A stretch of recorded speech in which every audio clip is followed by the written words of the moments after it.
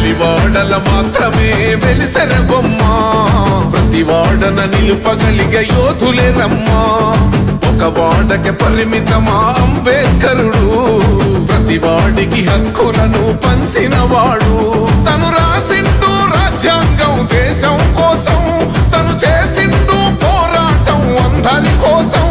తను రాసిండు రాజ్యాంగం దేశం కోసం తను చేసిండు పోరాటం అందరి కోసం చీకటిని తరిమేసి వెలుగైనాడు